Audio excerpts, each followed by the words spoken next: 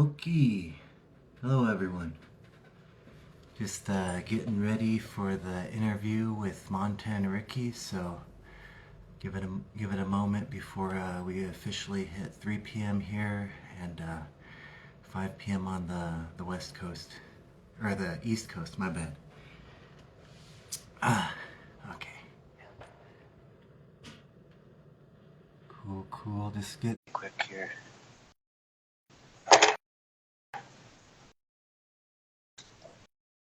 Okay, it looks like Rick's joined.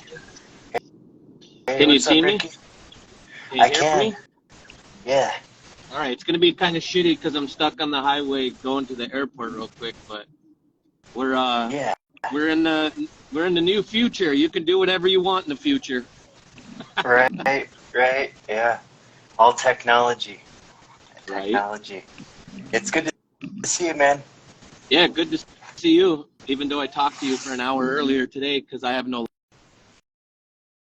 Oh. Kind of. Did we cut out in We and got out? a little. Just a little there. It's good now. Yeah. Okay. Well, it'll probably be a little fuzzy here and there, but hopefully it'll be good. I apologize. You Yeah. know how that goes. Yeah. Technology, the Wi-Fi. It's all good. I was worried about myself here. I was thinking I might cut out, but I'm hopefully stable. Yeah. But Yeah. yeah, man.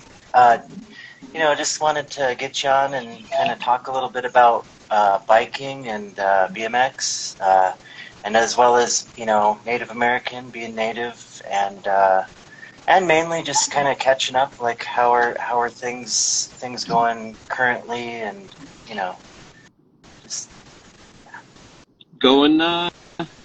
It's going. Well, obviously it's going shitty because I'm injured. So everything.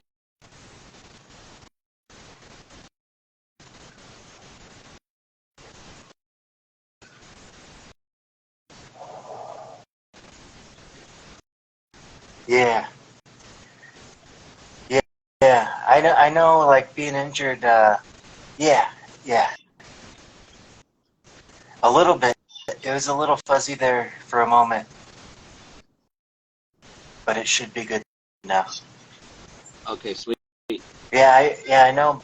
Yeah, being off the bike is, you were telling me a little bit about it earlier, and you never know where, what could happen when you can, when it's serious and when it's something that's gonna heal up, like Yeah, longer that. versus shorter times.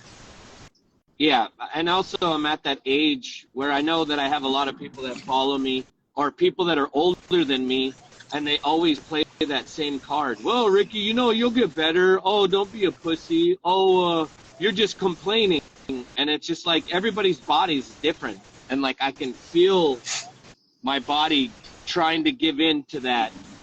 You know what I mean? Like that. I guess I'm just afraid that like maybe my body doesn't want to heal this time and it's something super serious. So I have that like fear factor that maybe it's my time that I can't ride like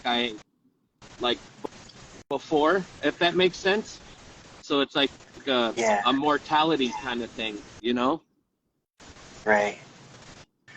Yeah, I'm almost 40 now, and I definitely feel in my legs, my lower back, and I mean, it's not to that point where I'm not, totally out of it, but it creeps up on you, and before you know it, it's like you're saying, what you're going through right now.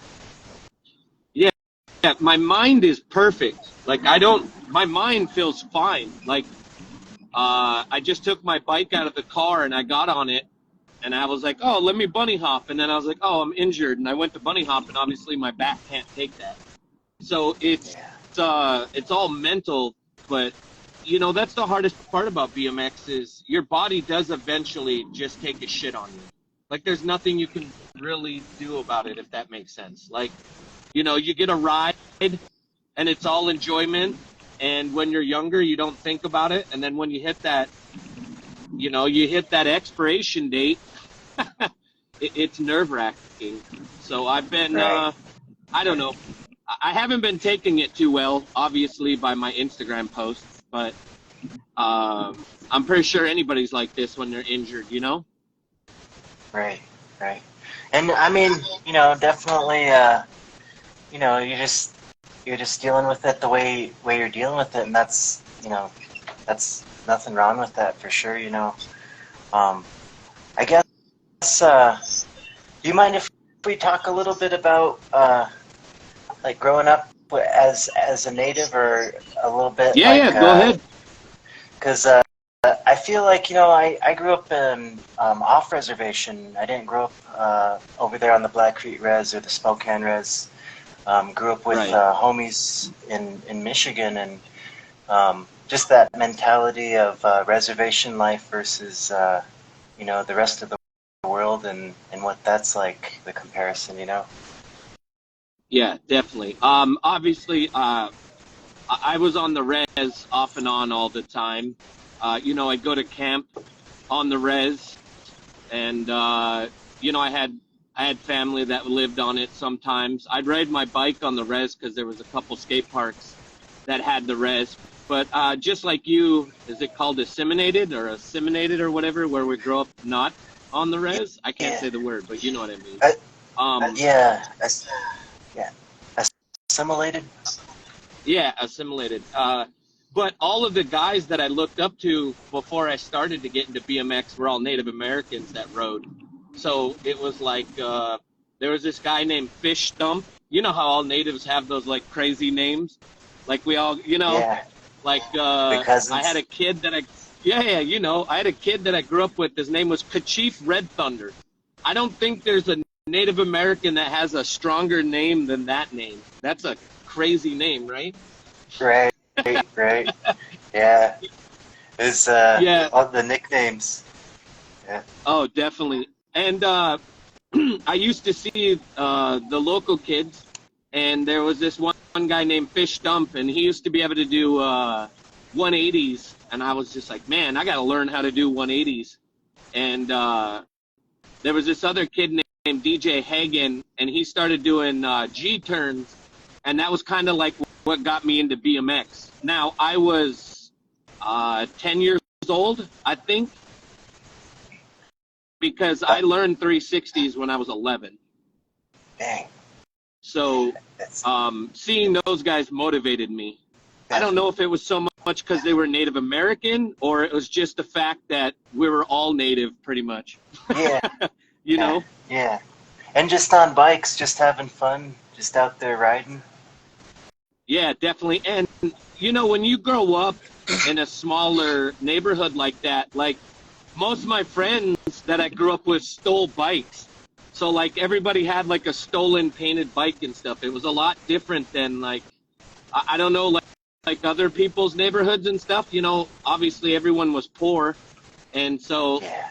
I'm not telling everybody, like, hey, you got to steal a bike. But that's pretty much, you wanted a bike back in the day. It was either a stolen one, or you went to the recycle bin at Goodwill and you grabbed a bike from there. So, Right.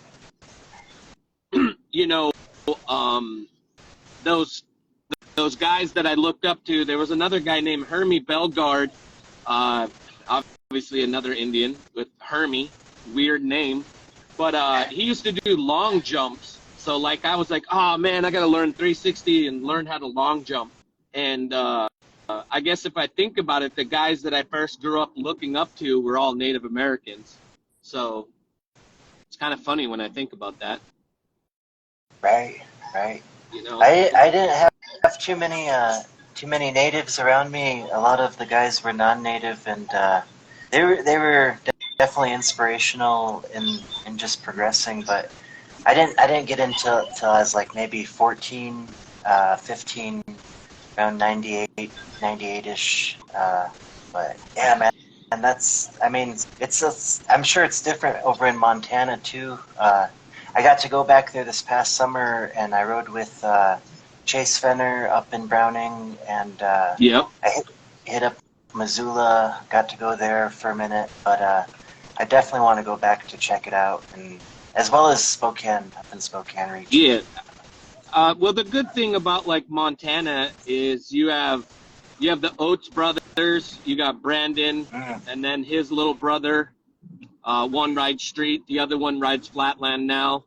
You got Conan Ulmer, and he's like the original old school Native American.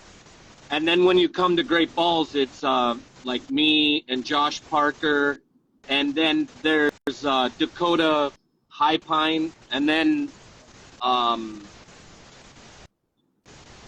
there's this Dakota Lemire or whatever.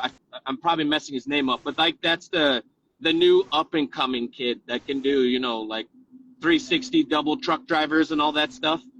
So it's funny seeing the progression, I guess, of our people coming from where we came from. But I never really, obviously, you know, there wasn't too many natives that rode. It was mainly white guys. But I never really thought about like, oh, I'm native and they're white. It was, you know, BMX doesn't see color. It feels like when you're riding with people, it's just, I ride BMX, you ride BMX. You know what I mean? Totally. Yeah. I feel like the difference between us is if you ride brakes or 4 pegs, 2 pegs, I feel like that's our like type of qualms amongst one another, because like you never think about your race, you just think about how your bike setup is. So growing up, I didn't really realize it, but you know, when I first started, it was all Native Americans, and then when you get serious about BMX and you start getting magazines and watching videos and going to contests and stuff, you know, I ventured out. But I always had somebody that was native next to me, like Neon from Spokane. When I moved to Spokane, you know, he lives up in what, is that Fairchild? Is that what it's called? That reservation, or what is that reservation called? It's the Spokane Indian Reservation out there. I always forget that Spokane is an actual Indian, which is weird to me, because I always just think it's the city. You know what I mean? Right. Yeah. It's maybe like an hour and a half away, and I remember Jason Neon. He had ramps in his front yard, and I'd always pass by when I'd visit family back home and see. And man, I always wanted to link up with him and connect. So I'm glad it's finally happening. Yeah, that guy's the most dedicated BMXer ever. He would ride his bike all the way from the reservation to the skate park, which would take him like 2 hours. So, and then I would randomly be like, hey, I'm coming to Spokane. You want to go to Portland, Oregon with me? And we wouldn't even plan it or nothing. He just put his bike in my trunk or on my bike rack and just come with me. Neon was like my secret weapon. He was like the hidden Indian in a cupboard, because anywhere we went, Neon was so good that it would blow everyone's minds. And if you know Neon doesn't really talk as much. He's very quiet. So I would always tell Neon to do bunny. You know, he can do bunny hop decades. That is nuts. Yeah. Yeah. I mean, so you don't see. Yeah. You don't see that too often. And the funny part is, one time I brought him to California. Portland, and he didn't have any gas money. So we told him every single time that we got to a gas station, how much money it cost us to fill the gas tank. That's how many bunny hop tail whips he had to do in a row. So I remember filling my gas tank. It was $18. Imagine that, filling a gas tank for $18. And he had to do 18 bunny hop whips, and like I remember on the 17th one he fucked up, so he had to redo it all over. So if he slipped a pedal or anything, we made him do it all over again. So man. Yeah, he was remarkable. Yeah, that's pretty cool I mean, the Whopper, doing the bunny hop whip and getting that, yeah, that's hard. I mean, I can't even whip myself. Closest I can get is maybe a foot jam whip. Landed that a couple times, but yeah. I think the I think the tail whip is the kryptonite for Native Americans. I swear, none of us really can tail whip. I suck at it. 1 year, I was doing nothing but tail whips, not out of things, just like at the skate park. And then I did like 10 in a row because, you know, when you're trying to learn something, you got to get it dialed. And I broke my ankle. And then after that, I was like, dude, I'm not tail whipping. Hell with tail whips. I'm thinking about getting. I need to get like shin pads, like some pads or something, ankle guards or something. Fuck all that stuff. My problem with tail whips is I do the Taj Mahalich. I leave my body. My bike's one area, my body's this way. You're supposed to tuck your knees into your chest, and I just can't do that. So I've always had an issue with the right form for tail whipping. Or if you tail whip too hard, the bike comes around and it trips you. I've done that a lot too. I don't know if you've ever done that, but it's the scariest shit in the world when you try to do a tail whip on a jump box and you kick it too hard and it kicks your legs from underneath you. Worst feeling in the world. Swept out. Yeah, just gets swept out by a tail whip, and you suck at tail whips anyway.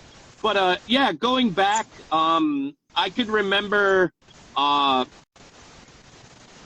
really close to Canada, so there was like this weird reservation that had a skate park, because you got to remember back in the day, there wasn't an abundance of skate parks. Like, you know, most towns, you couldn't just drive to a town and expect a skate park like you do nowadays, you know? Right. So you had to drive hundreds of miles to go to a skate park. Like it was like a privilege to have a skate park. So I remember we would drive a couple hours to go to Canada, and there'd be a couple reses on the like by the Canadian border that would have it. And you know how going to some of those old school reservation skate parks are, sometimes they're not the friendliest place, but they are pretty intimidating. So I can remember going to those, and you know, it wasn't so much I was afraid of the people, it was more of just the people that didn't ride bikes and stuff. It wasn't the skaters or anything. Like the cops would fuck with you and stuff. So it was always like and me and you both know how tribal police can be. They make their own rules up.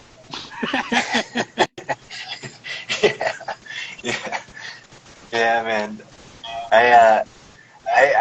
The skate park I grew up at, it definitely, you know, when it was not bike friendly at all. It was, that's always, you know, having to get, you know, you're not a local, you're coming there, you're showing up, and then, you know, sometimes you just gotta, I don't know, feel things out, see how it is, I guess. It's funny how that goes. I remember one time Conan brought us to it was like on the outskirts of Browning Reservation in Montana, and it was like 1 a.m, and we had to hop the fence, and we were like, yo, Conan, it says no bikes, and Conan's like, don't worry, I know the cops. And we're like, okay. So we end up riding the skate park. And you know what it's like when you're so happy to go ride a skate park, even though it's completely dark and you can't really see, but you're just happy. I remember riding there, and when we were leaving and jumping the fence, all of a sudden the tribal cops showed up, and the first thing they said was like, what are you guys doing? And we're like, oh, we're riding bikes. And Conan had no shirt on and no shoes. So he was riding a bike with no shoes and no shirt on, and he's like, let me talk to the cops. And he's a little bit tipsy, right? And he's like, yo, we're just over here having a good time and stuff. You guys want some beer? It was weird, like, right? And I'm like, what the fuck? And they're like, yeah, sure. So he gave him a tall boy, and everyone's going to think this is crazy, but he gave him a tall boy, and they're like, all right, go ahead, you guys can keep riding. I don't know if they drank or whatever not, but the situation for me was kind of weird. But Conan's like, oh, don't worry, they're my cousins. And you know how half of us ain't even related. We just say we're cousins. So I just thought it was funny that he kind of bartered with them real quick and gave him a beer and we were totally fine. But I don't know, just being able to ride a skate park was such a good thing back in the day, and it's kind of like how casinos are. Like reservations all had the skate parks back in the day. Like, you know what I mean? So I guess we're good for something. Yeah. I think now in Montana, when I was going through there, isn't there, what's his name? The guy from Pearl Jam, he's starting to do skate parks there. And I hit up a few of those. I don't know if they're on or off res, but they're like blowing up everywhere, it seems like. Yeah, the drummer of Pearl Jam donates a few $100,000 every year. And I think the goal of Montana is every single city will have a skate park. And it's not skate parks like you're used to on the East Coast that are prefab and garbage.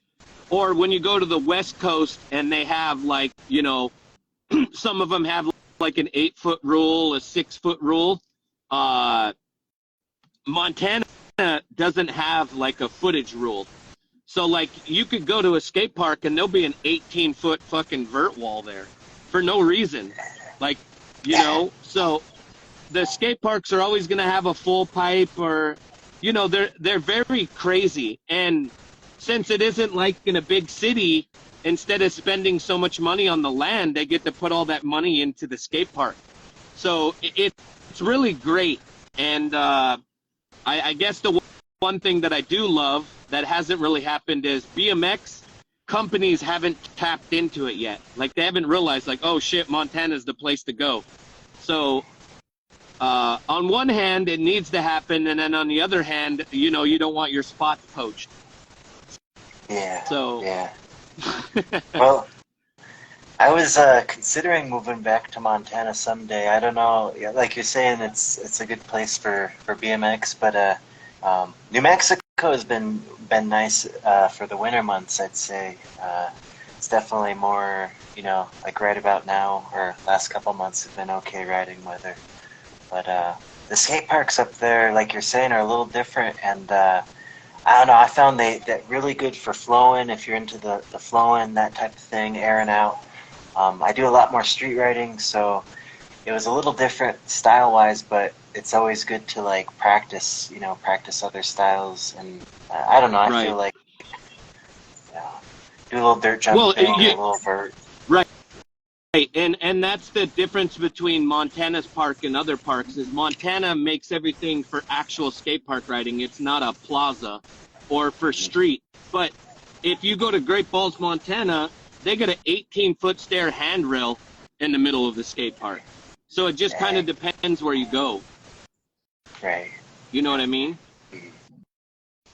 I went to Phoenix and visited Dimitri down there, and we went to this one skate park, and it was a nice park. I think it's his local park, but had a pretty decent sized ledge in the middle of the park. But some small. Was it Reed Skate Park? Was it Reed? It's south of Phoenix. I'm not sure. I'm not too good with my directions, but I know it was south, just outside of the city almost. Did he tell you the story that they emptied that skate park, and then when they emptied it, it found all kinds of dead bodies in it? Was it that skate park?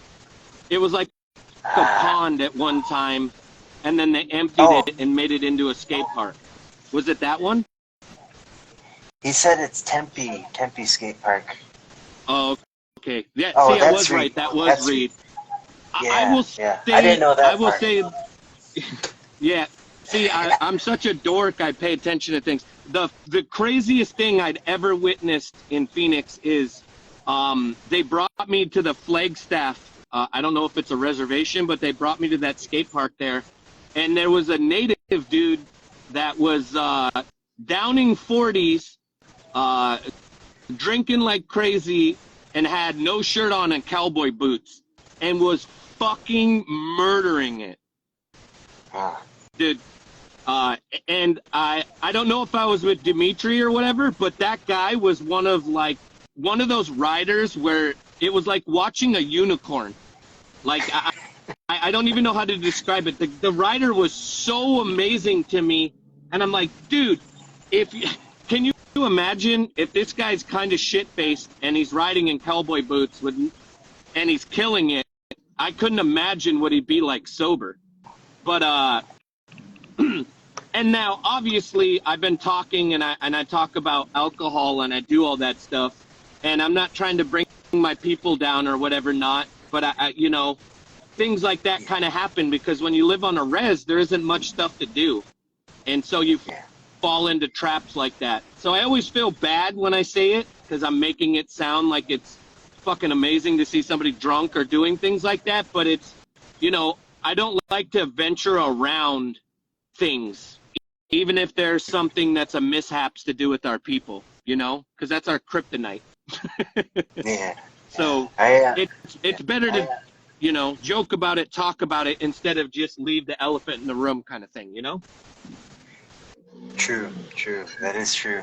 I used to drink, but I'm sober now, and we all know brothers, sisters that are out there. You know, it's just kind of like you're saying, something part of the res, and being honest about, you know, transparent about the situation, and yeah, it's crazy. You know, to each their own. Not trying to say. Yeah, definitely.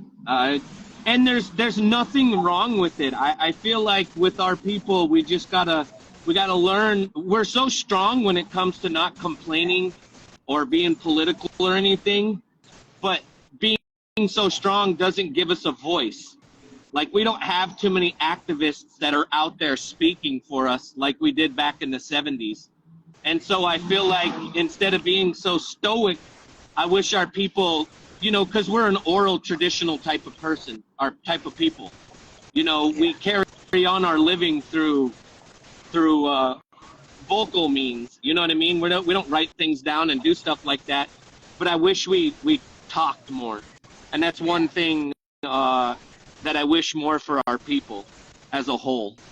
You know what I mean? Definitely. Yeah. We're definitely strong and stuff like that. I'm so proud of you, Oates. I talk to a lot of kids and stuff like that, and it doesn't matter what race or whatever you are. I feel like it's just it's a class system where you're either rich or you're poor, but rich people have problems just as much as poor people do. And I guess it's just, you got to learn from your mistakes and grow from the things that you do wrong. And that's kind of how life is. And as, when you tell people you're Native American, especially in certain places like here, it's like you're, like I say, I use the word unicorn, but you're like a unicorn because they're not used to seeing Native Americans, or they have an idea of what we look like. You know what I mean? No facial hair, dark brown or dark black or brown hair with really brown skin. You know, they're not used to seeing, my people have a lot of French in them, so we have pale skin. Obviously, and we live where it's not sunny. Not like where you guys are. You guys are baking in the sun, you know? Yeah.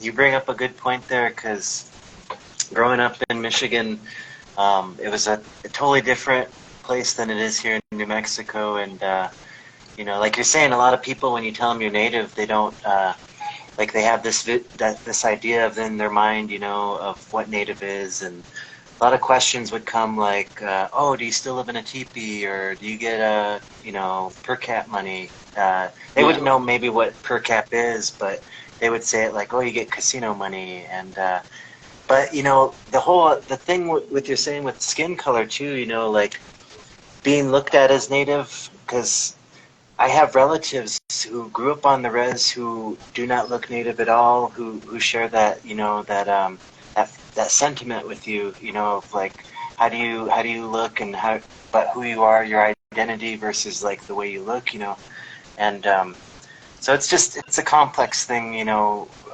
unravel, I guess.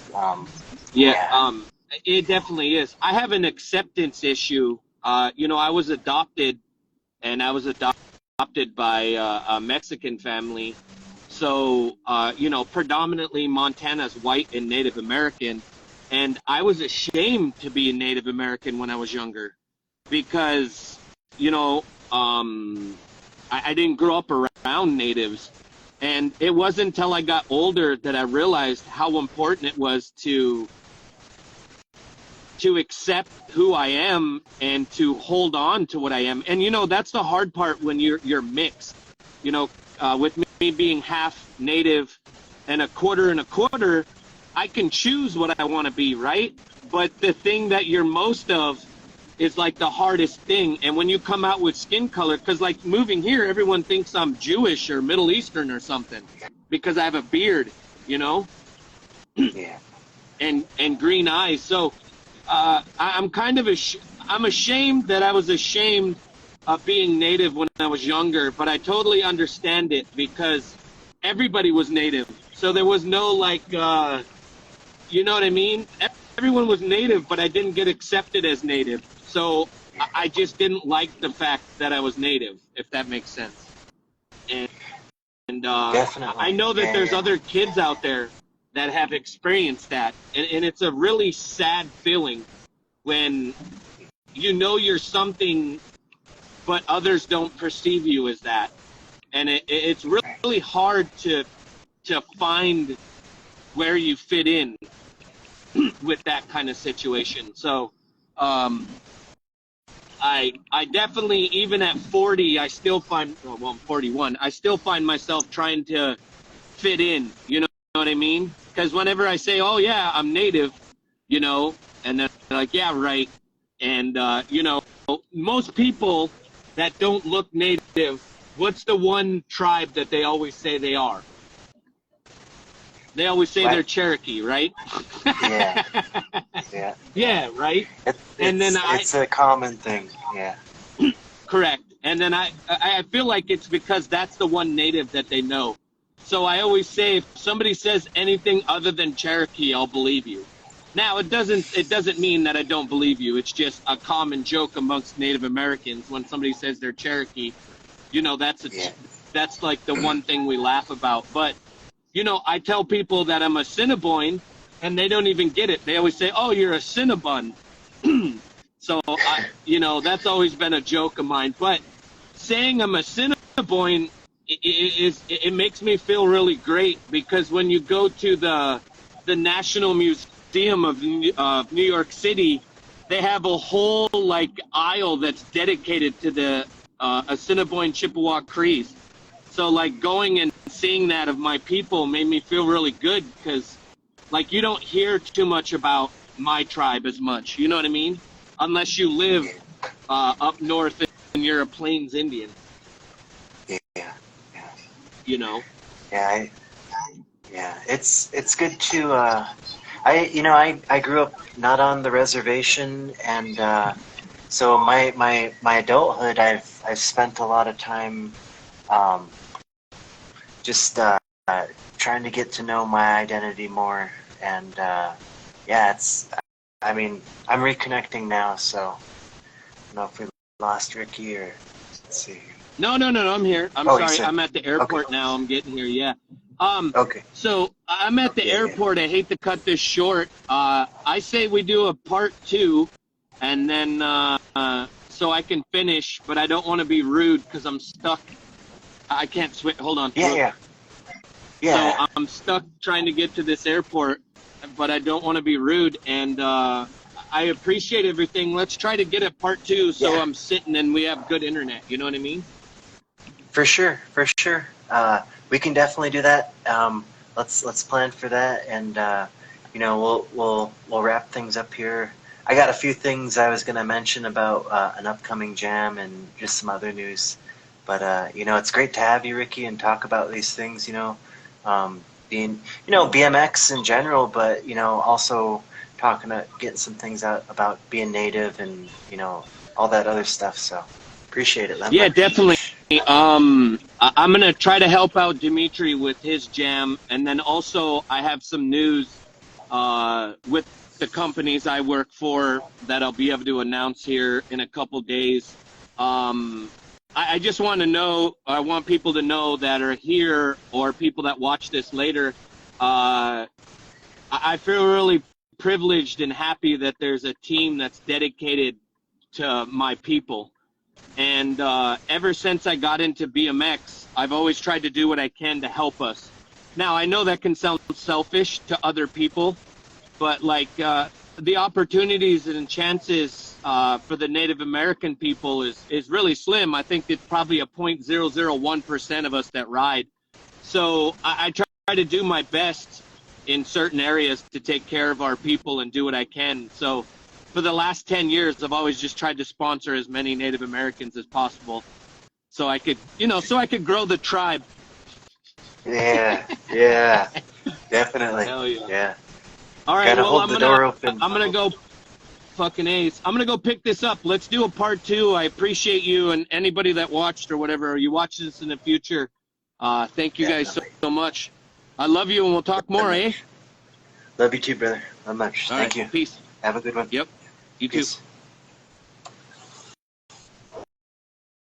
Okay, thank you everyone for sticking around through the live feed. We just got done talking with Montana Ricky, and these things are always tricky. I don't go live too often, so sometimes I get stumbled upon my words and don't know what to say, even though I got it all rehearsed up here beforehand, but you get in the moment and you lose train of thought. Anyhow, a couple things I want to give a shout out to are 420 Gallup, New Mexico. Everyone's welcome. Come through. Dimitri James, one of the team riders, is hosting this event. It's the Wild West BMX Jam. It'd be great for folks to come out. Doesn't matter if you're native or not. He's got tons of prizes ready to give away. Shout out to Unity in Phoenix for chipping in, sponsoring. We threw in some merch as well, so you're gonna get some more pony stuff. And it sounds like Ricky's got some things planned too. So, that's going to be a big event, pretty cool event. Happy that, Dimitri's putting that together and putting it on. So big ups to that. And then another bit of news is WARPONY. We just recently started partnering with Homegrown New Mexico Trading Post here in Albuquerque, New Mexico, over on 4th Street. I think it's close to 4th and Manal, so next time you're in Albuquerque, come through. A lot of different artists in there, Southwest artists, different tribes, and so WARPONY is going to be in there. I got my personal art as an artist, but I also got WARPONY merch there, so come check it out. And so anyhow, the jam, homegrown, and sounds like we're going to do a part 2, so I'm going to get this posted up so people can watch it later, and then plan something with Ricky, and we'll make it happen. So, thank you all for watching.